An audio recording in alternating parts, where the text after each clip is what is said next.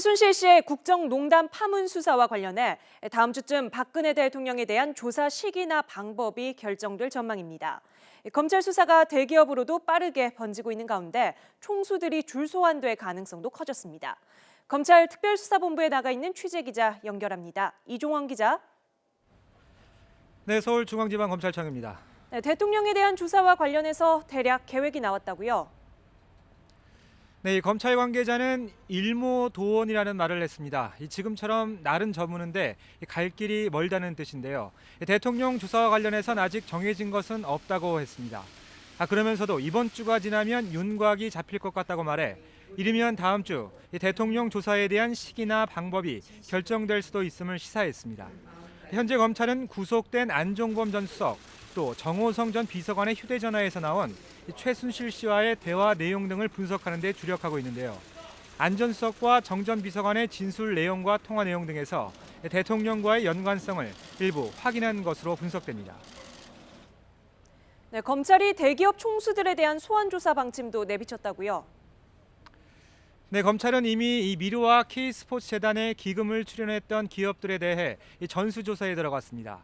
돈을 낸 경위와 배경이 수사의 초점인데요.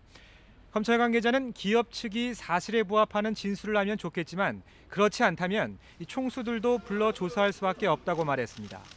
일단 수사 협조를 위한 압박 카드로도 해석되지만 경우에 따라 대기업 총수들이 줄지어 소환되는 초유의 사태도 불가피할 전망입니다. 박근혜 대통령과 총수들이 독대한 것으로 알려진 7개 대기업이 대상이 될 가능성이 큽니다. 이와 관련해 오늘 아침 6시 40분부터 시작된 이 삼성 측에 대한 압수수색은 조금 전 끝났습니다. 검찰은 대한승마협회를 이끄는 박상진 삼성전자 사장과 황성수 전무의 출국도 금지하고 황 전무를 조금 전 소환해 조사하고 있습니다. 또 앞서 오후 2시엔 현대자동차 대관 업무 담당인 박모 부사장도 참고인 신분으로 불러 조사하고 있습니다. 자, 그리고 최순실 씨가 청와대 문서 유출과 관련해서 처벌을 피할 수도 있을 것 같다, 이런 이야기가 나오는데 왜 그렇습니까? 네, 현재까지는 대통령 기록물 관리법 위반이나 공무상 비밀누설 혐의를 적용할 수 없다는 게 검찰의 판단입니다. 검찰은 최순실 씨의 태블릿 PC에 대한 분석을 사실상 마무리했는데요. 애초 알려진 대로 이 파일 200여 개를 확인했습니다. 다만 이 가운데 문서 파일은 40개에서 50개가량이 발견된 것으로 파악이 됐는데요. 검찰은 그러나 최종본으로 볼 만한 문서는 거의 없었다고 했습니다. 연설문이나 정부 부처 보고자료 등 이 문서 초안이 대부분으로 대통령 기록물로 보기 어렵다는 뜻입니다. 이 때문에 검찰은 현재의 수사 상황에서는 최 씨에게 대통령 기록물 관리법 위반 혐의 적용은 어려울 것으로 예상했습니다. 물론 공무상 비밀에는 해당해 청와대 문건을 최 씨에게 가져다준 정호성 전 비서관은 공무상 비밀 누설 혐의가 적용된 상태인데요. 그러나 공무원이 누설한